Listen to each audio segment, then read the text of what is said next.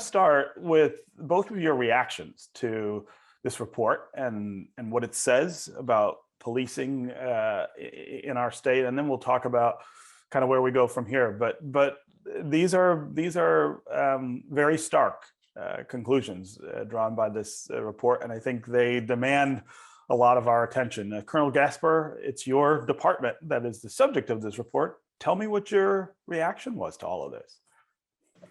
Yeah, I think that, we're in a time in the country right now, really, where, all police departments need to be looking internally and externally to making sure that that we're evolving and that, we're demonstrating best practices. And sometimes, when you engage in some self-reflection, you have a reminder that sometimes it's not what you want it to be, and this would be one of those times where we saw some disparity that was concerning to us, and so we wanted to make sure that we understood it. So we hired Michigan State University and partnered with them, and they did the analysis on our traffic stop data, and it was not where we want it to be. So now we're in a time period here where we need to better understand it. The goal of the report was to identify if there was disparity. Clearly, there's disparity, and now we've got an opportunity to understand why that's occurring.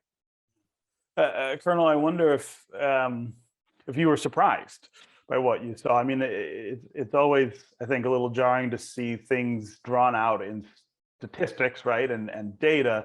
But I guess what I'm getting at is, what was your sense of how this issue was playing out in the department before you saw the numbers?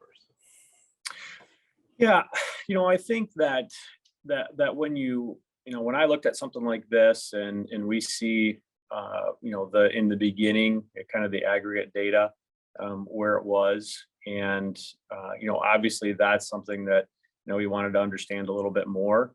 And I think when the numbers came out, I'm confident that our troopers are out there doing what they've been trained to do, and where the disparity is now, clearly it's concerning to everyone involved, and now the goal needs to be to do what we can to reduce that disparity.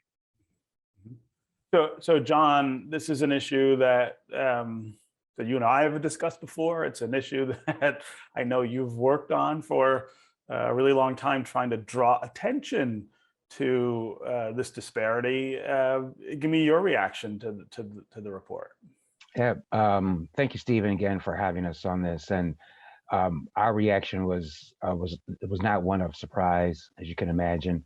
As you've indicated, we've worked on these issues for decades, beginning with my role with the Detroit NAACP and surrounding suburbs of Detroit, where we identified racial profiling going on in a number of areas, and it continues today.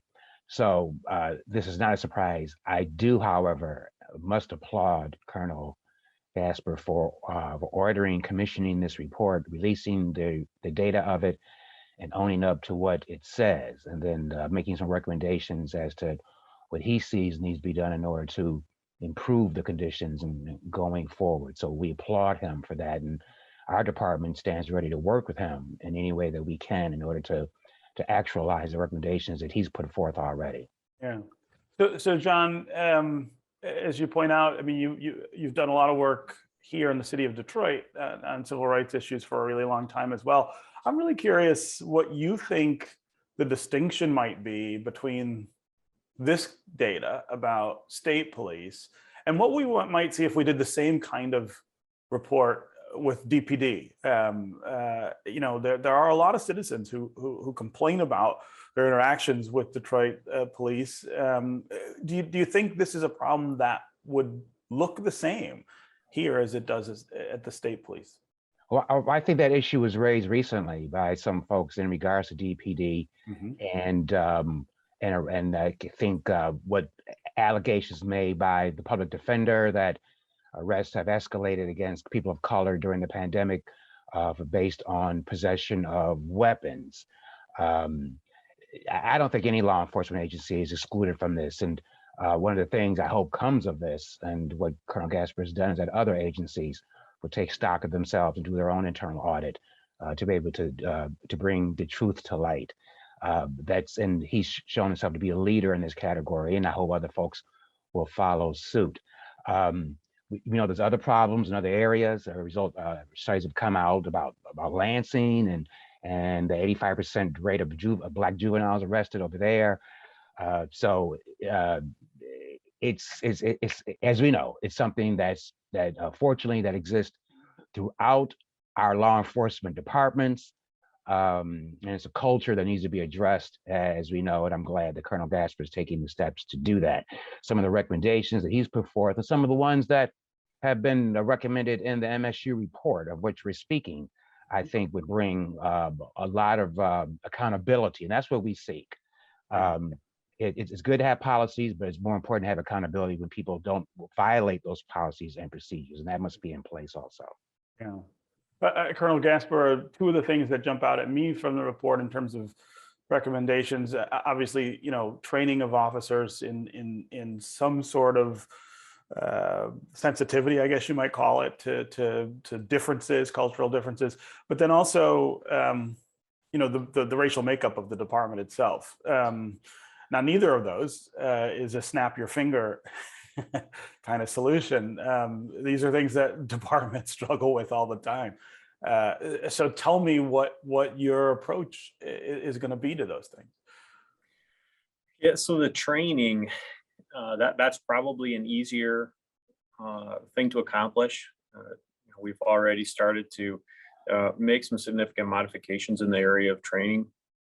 In the last couple of recruit schools that we've done, we have a couple-hour block every week in the evening where we have the recruits in the current environment, it's a virtual environment, and they sign on to a cultural competency or cultural awareness speaker.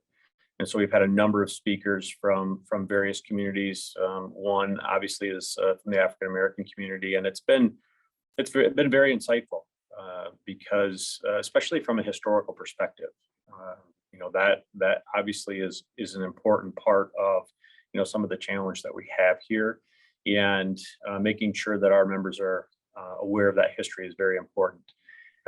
We are actually implementing a much more comprehensive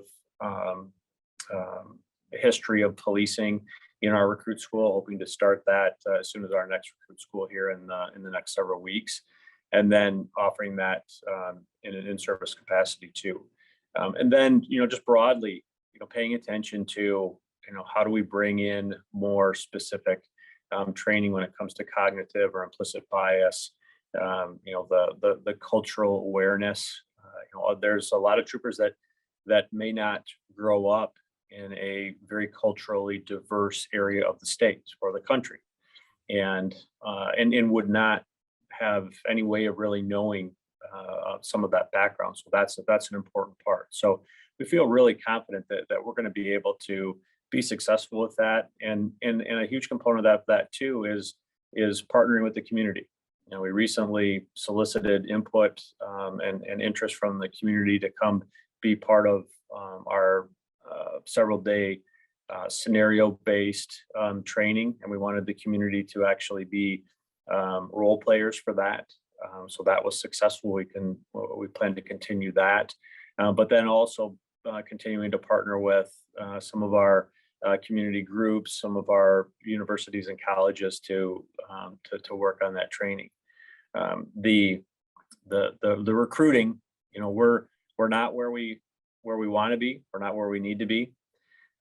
We need to continue to try. A big component of recruiting and getting people into the department is making sure, especially from a diversity perspective, that young people or people that are interested in coming into the Michigan State Police, that they can see themselves not only as a trooper, but in various ranks throughout the department, so that there is, the idea that, they might be able to promote or even potentially lead the agency at some point. We've had African American directors in the past. We've had female director in the past, and so that's important. And then again, right now, it's just really working with the community to see what we can do to partner together to create that interest. So John, I want to ask you about the kind of broader context of discussion about police reform. And, there are a lot of people talking about much more drastic changes to the way that we fund policing, to the way that we structure policing. Are there things from that narrative that you would throw onto the pile here as well and say that we ought to be thinking about in terms of the state police? Well, yes, there are a package of bills that have been introduced in the legislature that would allow us to have more police accountability. So certainly we embrace those. In this instance, again, I just have to refer back to the study that was done by MSU, and where it shows even post-stop, the level of searches that are involved with people of color significantly higher than those of other races.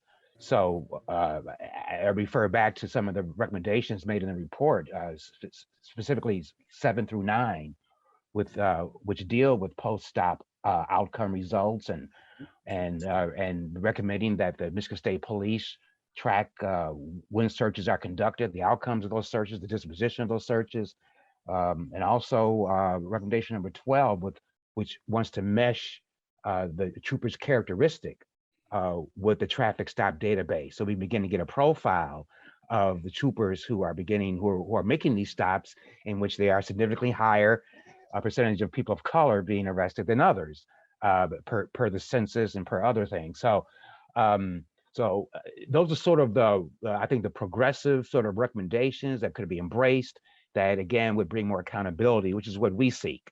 Again, we laud Colonel Gasper and laud his leadership, and just the fact that he is reform-minded. So we're behind him all the way with that, and like him to embrace some of these other things, which will take the reforms to the level where there's, again, some accountability. Okay, Colonel Gasper and John Johnson, it was great to have both of you here to talk about this important work. And Colonel Gasper, of course, we wish you the best in implementing these recommendations. Yeah, I appreciate that. Okay, thank you.